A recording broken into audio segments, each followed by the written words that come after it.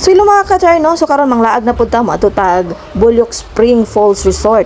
So from Upol to Naawa na tong destination karon. So syempre maagian gid nato ang El Salvador ug ang Welcome to Lagindingan. So maagian pud nato ang Gitagom, Libertad, Initaw, Naawa na dayon ta. Makakita na gali mo police station sa Naawan, so dool nakita sa atong reference. Dire-diretso lang ta, makita din tag Suyo Trading at banganan ay 7-Eleven, so diha ta musulod.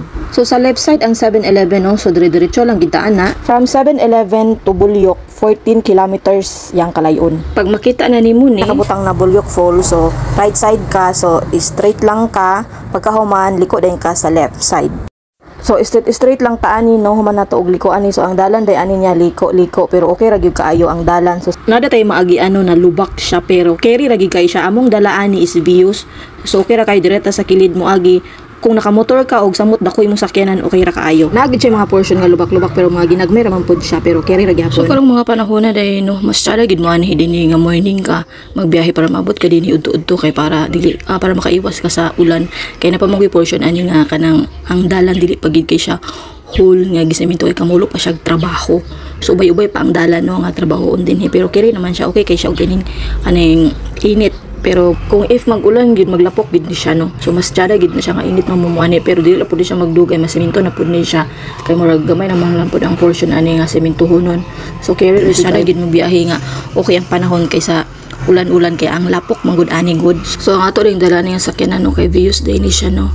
So okay raman ang dalan. So nari tay bayaran nga environmental fee, no, 15 per each. So nakabayad mi ani 30 pesos.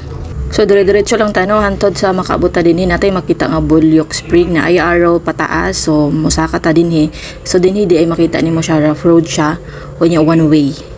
So kuan gid siya dinhi medyo diri kita mag-struggle kay kung naay mo naog ug napoy pasaka magtagbo gid siya, no. So mag-inatras gid, so wala gid magbantay sa ila kung naay mo exit or naay mo mosaka wa gid ta kabalo kay para sa mo ang nag-inatras pod mi. So inani siya diri base nung pohon mo okay ra pod ni ang dalan dinhi, no. So straight lang gid gihapon ta ani. So nakaabot na ta sa Bulyok, no, sa ilang parkinganan. So namon poy ka parkingan dinhi din sud ta mag-worry nga watay ka parkingan, watay ka bakingan kay lugluag man pod siya. So ninaog na tanong kay magbaklay pa ta. So pag-abot nato dinhi sa medyo buntod-buntod, pwede po diri mag-park ang mga motor.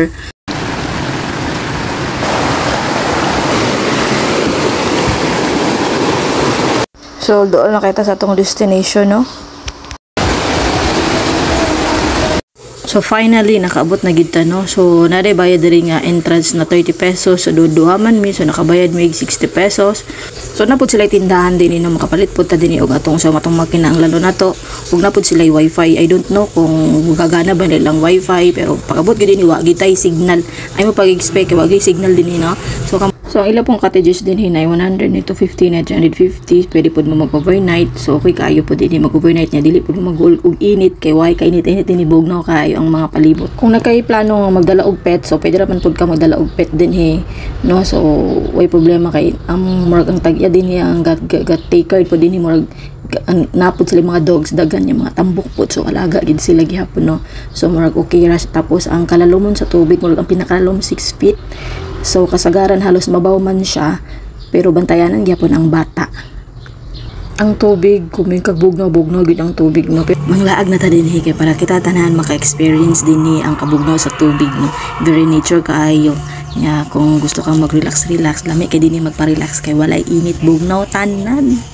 I just wanna show you how people love me.